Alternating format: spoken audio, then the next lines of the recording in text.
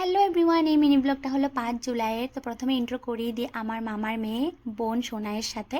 ওর জন্যই কিন্তু না চাইতো আমাদেরকে একদিন ওদের ঘরে স্টে করতে হয়েছিল। তো ও একটা পার্ট টাইম জব করে, সানডে তো ওর বন্ধ থাকে, তার জন্য আমরা সবাই মিলে চলে গেছিলাম ডিগবই রিফাইনারি পার্ক। গরম তো কি বলবো, পুরো আনলিমিটেড ছিল। তো ভাইয়ের টমটমে যাচ্ছিলাম, তার জন্য পায়ের উপরে পা উঠিয়ে আরামসে গেছি। তো এই যে পার্কে এসে পড়লাম না, তো বাইরের থেকেই ভিতরে দৃশ্যগুলো দেখে খুব খুশি হচ্ছিল। তো সোনার পাপা আর সোনায় চলে গেছিলো টিকিট করতে, দেন আমরা পৌঁছে গেলাম। তো এন্ট্রি ফিসটা ছিল পার হেড 10 রুপিস করে।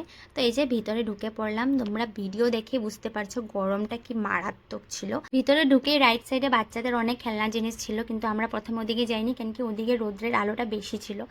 দেন দেখেছো সবাই এরকম গাছের নিচে বসে খুব সুন্দর হাওয়া খাচ্ছে, তো আমরাও একটু এখানে বসে ভিডিও করে নিলাম। আর এখানে তো অনেক বড় বড় মাছ আছে, যেটা দেখে শোনা ভীষণ খুশি হচ্ছিল। মাছ দেখেই পুরো পার্কেও এনজয় করে। অ্যান্ড আজকে ভিডিওর মেইন পয়েন্ট হলো thank you so much guys তোমাদের সবাইকে।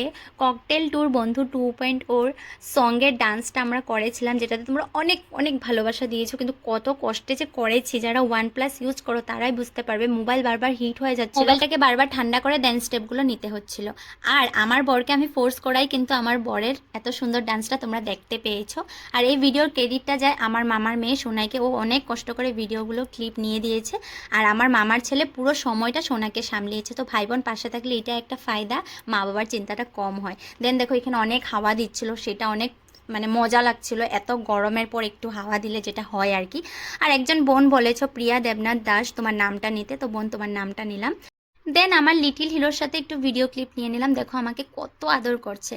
দেন সোনার পাপার ফোর্স করাতে আমরা সবাই মিলে বোটিং করে নিলাম। আমি ফার্স্ট টাইম ডিগবই পার্কে বোটিং করছি। বোটিংটা আমি ফার্স্ট টাইমই করছি, আমি এগুলো জিনিস খুব ভয় পাই, কিন্তু আমার ছেলে দেখো একটুকু ভয় নেই, ও খুব এনজয় করছিল। আর এটাতে পার হেড 25 করে নিয়েছে। আমি সোনাই, আমার ছেলে আর আমার বর বসেছিলাম, রাজ বসেনি। আর সাথে বোটিং করা দাদাটাও ছিল। সোনা তো জল ছুবে কিছুতে মানছে না, তো একটু জল ছুতে দিয়েছিলাম।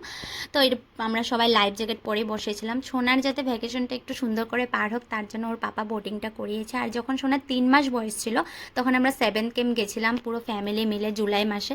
তখন তো সোনার ওরকম কিছু মনেই ছিল না, কিন্তু এখন সোনা প্রত্যেকটা জিনিস খুব সুন্দর করে এনজয় করে। দেন এখান থেকে বের হয়ে আমরা চলে গেছিলাম বাড়ি, বিকজ আমরা চলে যাব মার্গেরিট।